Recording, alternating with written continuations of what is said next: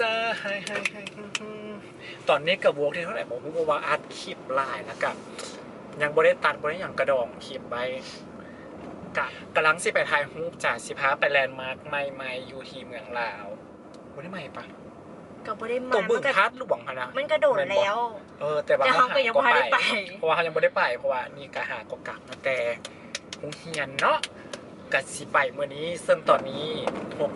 6:17กับพระอาทิตย์กำลังตกกับบอกว่าสิไปฮอดหันจังโมงถ้าไปฮอดเดิมกะคือสิไปถ่ายรูปนะจ๊ะ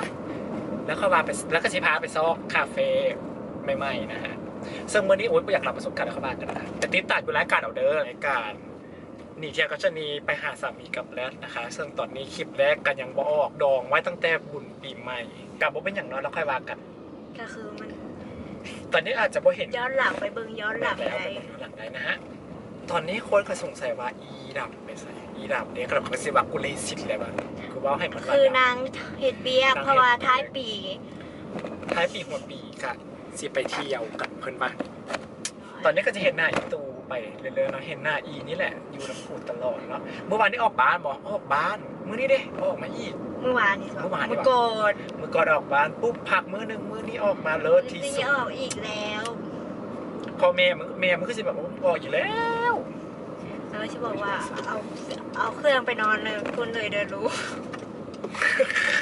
ออกบ้านเสด็จลูกเลยนี่ไอเฟลไปเฟลลาวเขาเอิ้นน่ะนี่โอ๊ยตายมุมกล้องไม่สวยเลยได้แล้วเห็นแล้วไอเฟลลาวโอ้ยบงเงินเขากำลังจะเข้าใกล้จะห้องเลยบุกกับบงหัวดึงทัดหลวงปะแต่ว่ามันแบบ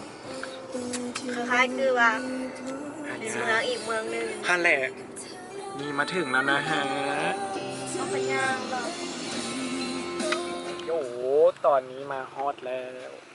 เบิ่งขย่อนกระขี้กระเยยกันมาตอนนี้เดี๋ยวจะพาไปเบิ่งรอบๆนะฮะ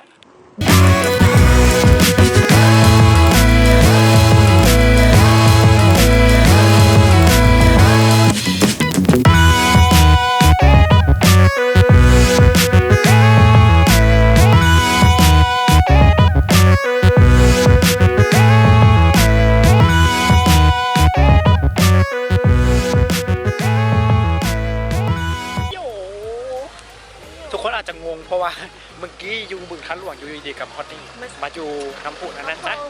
ที่น้ำพุแล้วสิพามาเบิ่งแหล่งท่องเที่ยวของเราอีกบอลหนึ่งที่น่าสนใจนะเข้าไปนะฮะในมาร์เก็ตไปฮะ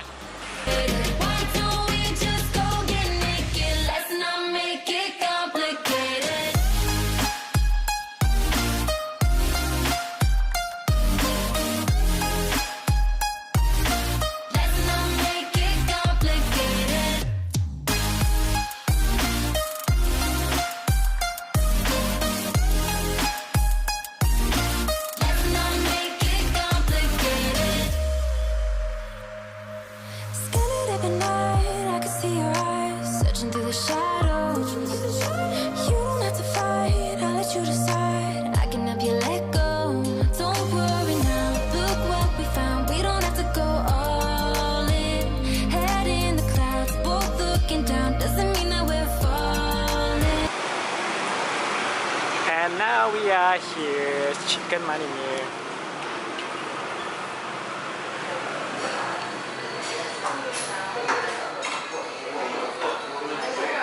何が出会ったน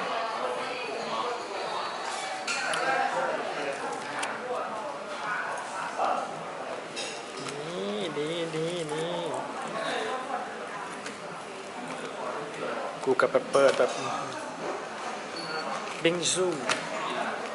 ไออยู่ตอนนี้มันเป็นไก่ชิคเก้นตอนนี้อยู่ชิคเก้นกำลังซ้อนอย่างกินอยู่เดี๋ยวถ้าเข้าเรามาเจอกันใหม่นะอันโลตอนนี้ก็กินไปแล้วลืมท่าอีดอกไก่เขานะฮะบุ่นบาแท้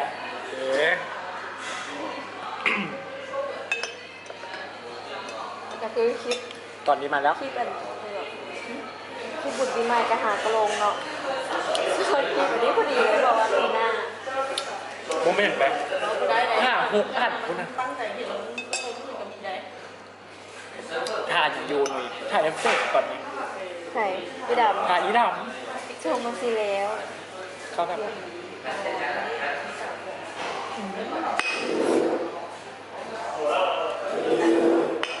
โอ้ย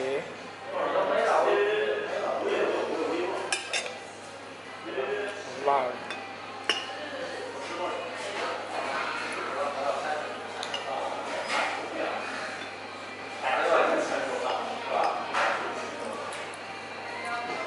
อะไรมาแล้ว มึงยังไม่สิกินอันนี้บอ